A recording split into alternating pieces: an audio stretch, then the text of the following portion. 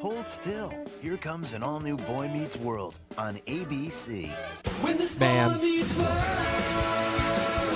Man. meets world, wonder now this road we call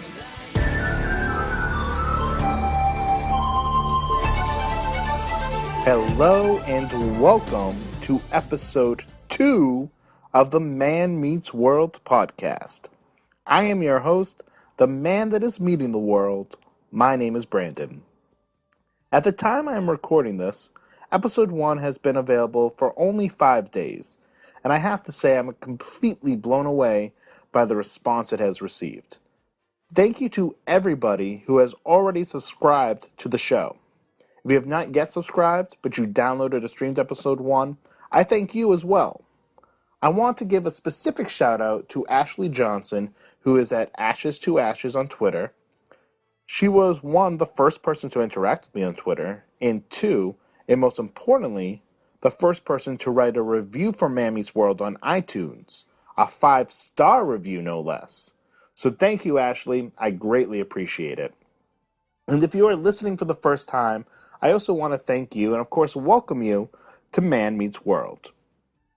This is a show about me, a 31-year-old superfan of the Boy Meets World television series.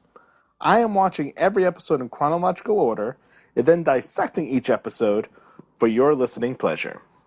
Last time we started at the beginning with Season 1, Episode 1, the pilot. The main takeaway of this episode was the introduction of a lot of the main characters. First and foremost, we were introduced to Corey Matthews, who at this point in the show is a typical 6th grade boy. He likes to hang out with his friends, he really doesn't have much use for girls, he loves to play video games, and he loves sports, especially the Philadelphia Phillies. One of the friends he hangs out with is Sean Hunter. After episode 1, their friendship has not been established as strongly as it will be as season 1 moves on, but you should know that they are BFFs. We were also introduced to the rest of the Matthews family. We have older brother Eric, who Corey shares a room with. Eric will go through probably the biggest character transformation out of anybody over the entire 7 seasons of Boy Meets World, but during this part of the show in season 1, he is your typical high school boy. Girls are the only thing on his mind, and he is the cooler, good-looking one. Then we have the parents, mom and dad, aka Mr. and Mrs. Matthews, aka Alan and Amy. They are loving, caring parents. Perhaps another way one would describe them is firm but fair. If a consequence is necessary, they will give it, but it will be fair, and it will always be done because they love their children. And of course, we have little sister Morgan, who is mainly there for the cute factor and for comedic relief. Last, but certainly not least, we have Mr. Feeny. I know. I'll try not to say his name like that every time, but it's hard. Mr. Feeny, the next-door neighbor of the Matthews family, and Corey's teacher. As we go through each season and each episode, he is always going to be there to provide wisdom and important life lessons. This show, I'll be talking about Season 1, Episode 2, titled On the Fence. It originally aired on October 1st, 1993.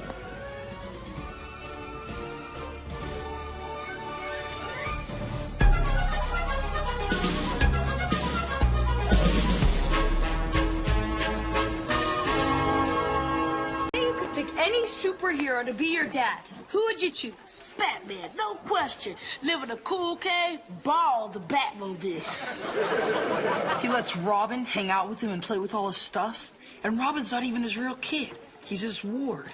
How do you get to be a ward? Batman? Is he faster than a speeding bullet? I don't think so. Is he more powerful than a locomotive? I'd want Superman. Sees through walls, you never get away with anything. Because I make somebody a very cool ward. I'd like to have Superman for a dad. Hey, there's Minkus.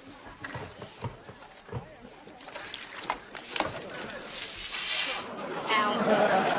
Whoa, the 2000X hydrosaturator. Careful. If Feeny sees this baby on school grounds, he'll shag it and I'll have to sit out the water war.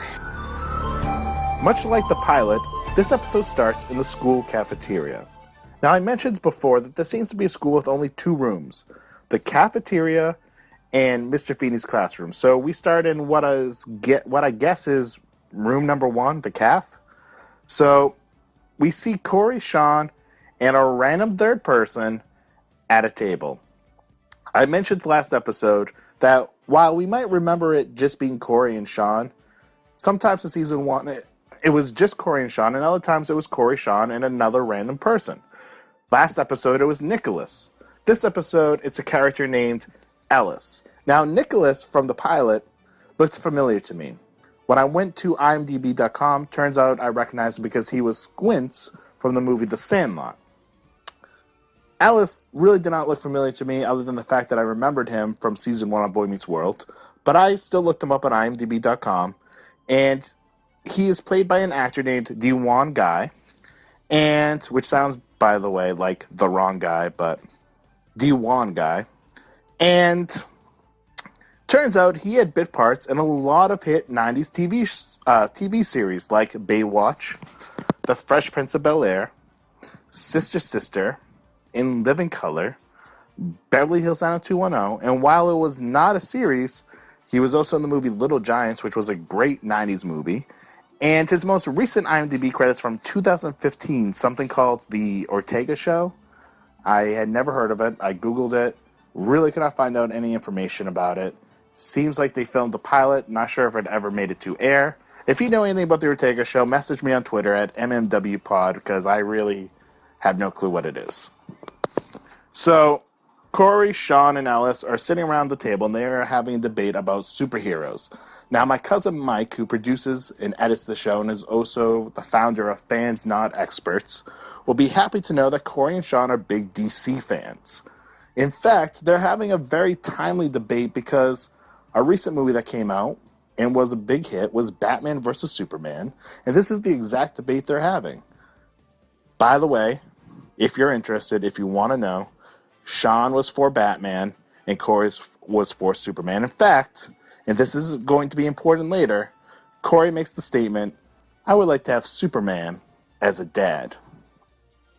So then we are shown another main character who was not in the pilot, Mr. Stuart Minkus. This is also the part of the episode where I started getting concerns for the children's well-being. So, in this scene, we find out that there's going to be a big water war. And Sean reveals that he is ready when he pulls out his water gun. Ellis, not one to be outdone, pulls out a bigger water gun. And then Minkus pulls out the biggest water gun. This is a very manly moment for these 3 boys, but not so much for Corey. And I'll explain about that in a moment. And I'll explain why I was concerned for their well-being in a moment. But I need to go off on a little... I need to digress a little bit because these water guns were Super Soakers. They were not called Super Soakers because that is a trademarked brand, but they were Super Soakers. And it brought me back to my childhood. And I could relate to Corey because Corey did not have a water gun, never mind a Super Soaker. And I, as a child, also never had a Super Soaker, and I always wanted one. And I've said Super Soaker a lot.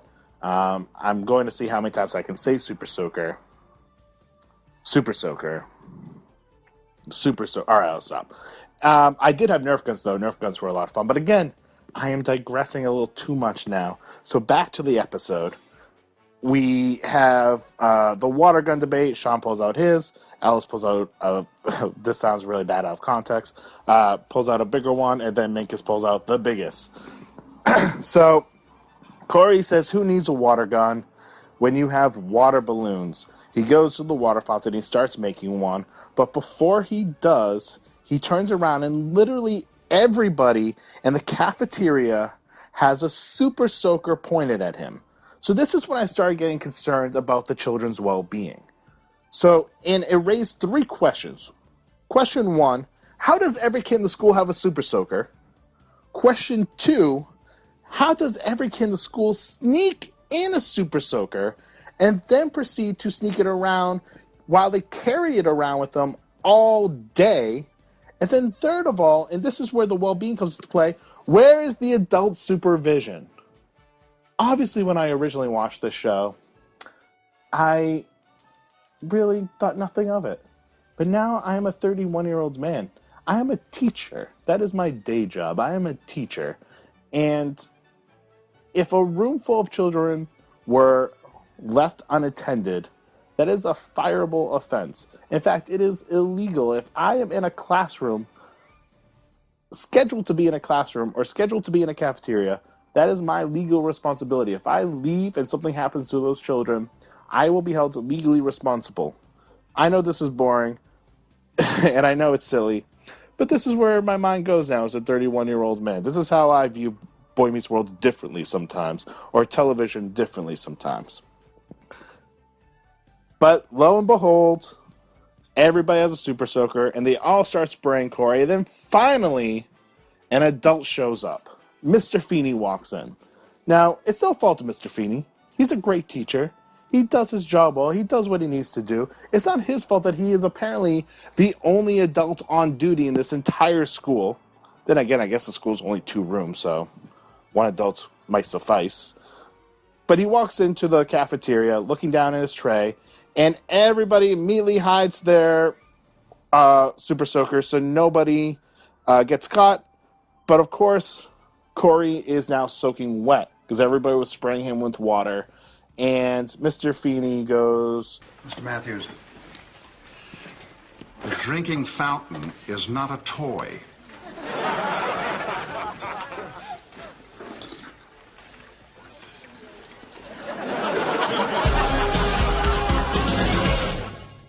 So then we transition from the school to the Matthews house, and Mr. Matthews, Dad, Alan, whatever you want to call him, he is just getting home from work, and he asks Amy, Mrs. Matthews, what is horrible? She says, you need to go up to the boys' bathroom because the sink is leaking. So Alan, without any hesitation, says a quick hello to Morgan, who's sitting at the kitchen table, grabs his stuff, and heads upstairs. On his way up, he bumps into Corey, who's heading downstairs to the kitchen, and Corey tries to get his dad's attention, but Dad is sort of like, not right now, I gotta go fix your sink, let's talk later. So Corey moves on to his mother, and his mom knows that something's up because he's talking about how beautiful she looks and really talking her up, really sucking up to her. And then Corey drops the bomb. The water wars are coming up and he needs a water gun. But not just any water gun, he needs a super soaker. But not just any super soaker, he needs the best super soaker, which costs $50. Mrs. Matthews cannot believe that anybody would spend $50 on a water gun. Dad, Alan, because he's such a handyman, quickly repairs the bathroom sink. He's quickly back downstairs. And Mom goes, can you believe this? Corey wants us to spend $50 on a water gun. A $50 squirt gun? No, really, what's he want? Dad, we're not talking an ordinary squirt gun. We're talking the Hydrosat 3000Z. It's the big boy on the block. That's nice, Cor. Pretty steep, though. Maybe for Christmas. Hey, great, a water gun in December. I'll be the little boy spreading pneumonia. Needless to say, Corey does not get the water gun, does not get the super soaker. Dad says, maybe for Christmas. Corey then goes back up to his bedroom, and Eric is trying to program a girl's number into his watch, but he's having a difficult time because he really cannot get out of the arcade baseball game thing, majig. Now, this is where I started thinking, maybe Eric is from the future, because I think he has an Apple Watch, and if he was from the future, maybe that explains why Plays with Squirrels was so wise, because he had seen the future and could come back to the past and share his wisdom. And I'm realizing as I'm saying this that if you are not past season 1, episode 2 of Boy Meets World, you have no clue what I'm talking about. And even if you are, you still might have no clue what I'm talking about because I'm sounding like a madman, and I apologize, but this is where my mind goes sometimes because, well, I am a weirdo. But anyways, Corey and Eric then have a conversation saying, how did you get mom and dad to buy that for you? And Eric said, I bought it myself. I got a job at the grocery store. I cashed in my first paycheck, and I bought it with my own money. And Corey said, mom and dad doesn't care that you spent your money on that? And Eric goes, no, they said I could spend money on whatever I want because it was my money. I earned it. So then we go back downstairs to the kitchen, and Amy and Alan are there, and guess what? Now the kitchen sink needs to be repaired. So Alan gets to work. Apparently, Alan is the master of repairing sinks. If you have a sink that needs a fixin', call Mr. Matthews. Corey comes back downstairs and he starts talking up his dad, and he asks for a job at the grocery store. We find out in this scene that Alan is the manager of the grocery store, so he definitely has the power to hire somebody. But he tells Corey that he is just too young and encourages him not to work and just enjoy being a kid. Dad, nobody likes a whiner. Now, I need a job. You need to be a kid. I don't want to be a kid. Oh, that's too bad, because once it's gone, you can never get it back. I want to be able to afford stuff. So do I. So after getting denied by mom and dad, Corey moves on to Mr. Feeny, who is outside at his garden. And Feeny is pruning his prize, Cafeteria floribundas. Only Mr. Feeny would know what the heck that is. So Corey tries to get work out of Feeny now. And he offers to do work for Feeny's beloved garden, but Feeny does not want him anywhere near his flowers because he loves them so much. So then Corey asks for a $50 advance on shoveling his driveway in the winter, but Feeny is like, that's sort of steep, kid. I mean, weather's pretty unpredictable. I'm not paying you that much money for something that you might not even have to do if it's a mild winter. And then, though, Mr. Feeny... Damn, I did it a second time. I'm so sorry. I really do apologize. I'll try to say it. Normally, from now on, Mr. Feeny, he then offers Corey the job of painting his shutters. And of course, classic Feeny, he has to set up as a math problem. He said $5 per window at 2 per window for 8 windows. So 5 times 2 times 8 corresponds to, what's that, like $58? Feeny smiles, knowing that he's wrong. They shake hands. That Feeny is a sly, sneaky man. And then says, you are worth every inch of that C+ I gave you in math. Long story short, Corey did a great job of painting the shutters. He even got it done ahead of schedule. But of course, the story does not end here. He gets paid the $58, but then they find out the paint went through the shutters and it stained the fence on the Matthews side. So instead of going to the Water Wars, Dad is making him paint the fence. So while he's painting, and they show him really working here. He's putting on coats and coats and coats, and Sean, Minkus, and Ella show up with their super soakers, and they want Corey to come to the Water War. Corey already got his $58. He bought his gun, but he's not able to go because he has to paint the darn fence. So Corey then tries to sucker them into helping him. He offers them the rest of his money, $7, all that he has left over. And, $7 split 3 ways, that is ka-ching. People. Am I the only one who read the summer reading list? Tom Sawyer? He's sucking the wind to do the work for him. Guys, who are you gonna listen to, me or the banana? Well, let's see. The banana says play, you say work. We're gonna hang with the big yellow guy. Look, I got $7 left after buying my hydro set. And it's yours if you help me paint the fence. I say we hold out for lunch. And that's Mr. Banana to you, bud. So they decide to do the work. And this leads to a scene after some time progresses, and they've been working for a while, where Eric is shown in the kitchen Morgan's sitting on the kitchen counter, tying his apron. It's obvious that Eric is getting ready to go to work. Corey comes in, gets something out of the freezer, which, by the way, looks like pudding pops, which got me thinking, do Jell-O pudding pops exist anymore? I mean, I've not seen them advertised in a long time. I could not tell you the last time I saw them in a grocery store. Do they exist? Because if so, I need to buy them.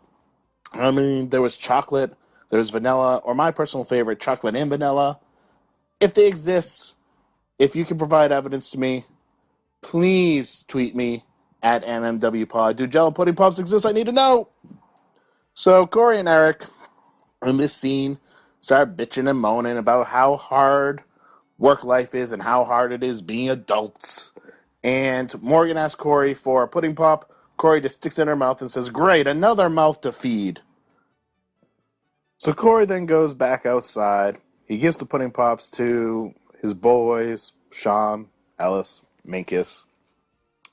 But Corey has a little bit of attitude. He's getting tired of working. He's getting frustrated of working. He's getting a little frustrated with their effort.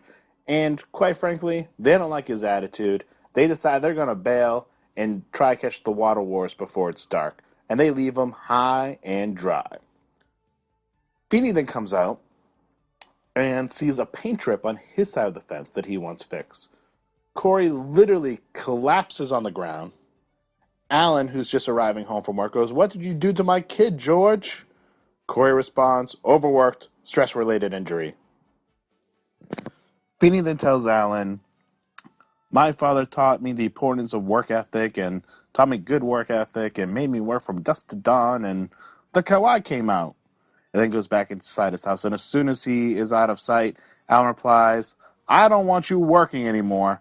And this tells you a little bit about their relationship.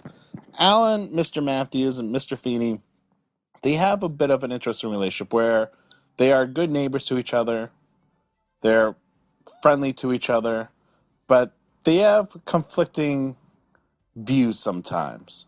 They do not always see eye to eye. And this is a little bit of foreshadowing for what is coming up in season 1. Next episode. Shh. And anyways, Alan sees the super soaker Corey bought, and Corey's like, "Too bad I can't use it because I have to paint this fence." So Alan lets him off the hook. Corey goes, "Isn't it my responsibility to finish the fence?" And Alan goes, "I think it's your responsibility to be 11 years old as long as you can." By the way, Corey's supposed to have the big gun on the block. He's supposed to have spent $50 on this thing. Ellis and Minkus both had a bigger one at the beginning of the episode. So how did that thing cost you $50, Corey? I think you got ripped off. I'm just saying. So Corey runs off to the water wars. He comes home. He is soaked. Eric is lying on the bed, completely exhausted from work. Turns out he only worked half a shift, and he is still so tired. Eric goes, "I don't know how he does it." "Who?" asks Corey.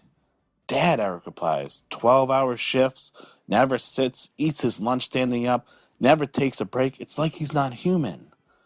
Corey then cuts him off and goes, "It's like he's Superman." A half-asleep Eric pokes his head up. "Huh?" Corey goes, "Superman is my dad," as he watches him out the window, finishing painting the fence. This, of course, brings it full circle to the opening scene where they're debating about superheroes, and Corey wishes he had Superman as his dad. Turns out, in Corey's eyes, he does. So in the final scene, the whole Matthews family is at the dinner table, and Corey stands up and literally calls out his father, saying he's hogging all the work around here. He then takes out a mini water gun and tells his dad to draw. His dad's like, "With what?" And Corey shoots his dad with water. Corey gets scolded by Alan about shooting water guns at the dinner table, and Corey goes, "Well, maybe you would shoot one if you had one." Turns out he does, because Corey traded in his big super soaker for 2 minis and taped the second one underneath the kitchen table. So they start having a little water fight. Corey goes, "Dad, I know you said you only get to be a kid once, only 11 years old once, but I thought it would be nice if you revisited sometimes." Corey and Dad then start shooting Amy, Mrs. Matthews, who then retaliates with a kitchen hose, whatever they call it. They're the spray thing at the kitchen sink. You know what I'm talking about. And all of the Matthews end up being outside having a huge fight, huge water fight, I should say, except for Morgan, who's sitting on the kitchen counter eating cookies out of the jar. But then she gets on the telephone. This crazy girl calls 911, saying her parents are fighting. And then Feeny comes out and goes, "You shot my Floribundas," his prized Floribundas that he was pruning earlier in the episode. So again, we come full circle. And then we hear Morgan go, "They just shot the neighbor." And then Morgan's listening to the phone and she goes, "Hold on, let me ask. Mommy, what's our address?" Bringing season 1, episode 2, On the Fence, to its epic conclusion. So, I enjoyed this episode. I appreciated how everything came full circle with the writing, the reference to Superman, even the reference to the Floribundas. Everything was wrapped up nicely. It was a feel-good moment for Corey and his father. There are going to be a lot of other ones. That's called foreshadowing. I'm talking about the next episode. Shh. I would give season 1, episode 2, On the Fence. I'm going to give it 4 out of 5 Feenies. I liked that Minkus was introduced. I wish he had a little bit more to do in the episode. I like that Sean was there. But again, not a lot of time given to him. So I look forward to seeing more of him in future episodes. And still, no Topanga Lawrence. But she's coming up real soon. And so, but otherwise, I thought it was a well-done episode, well-written episode, entertaining. Some good, funny one-liners. Good, heartfelt ending. 4 out of 5 Feenies. So this is Brandon signing off for episode 2 of the Man Meets World podcast. I mentioned my Twitter account a couple times already, but please follow me on Twitter at MMWPod. That is MMWPOD. Please follow my producer/editor at Mikey_C. Please follow his company, his website, whatever you want to call it, who hosts our podcast at Fans Not Experts. You can listen to Man Meets World now on YouTube, Stitcher, fansnotexperts.com, and iTunes. Please go to iTunes. Subscribe. Download. Listen. Just go to iTunes, search Man Meets World podcast or Man Meets World. It will pop up. Please subscribe, download, listen, spread the word. We want to build the fan base without a doubt. And if you'd be so kind, do like Amy Johnson and leave a review. Hopefully a 5-star review like she left. But if not, at least leave a 4-star review. Even if it's a bad review, leave a review. But hopefully it's a good review. So, thank you for tuning in. I look forward to next time where we look at season 1, episode 3, called Father Knows Less. Class dismissed. Fans Not Experts.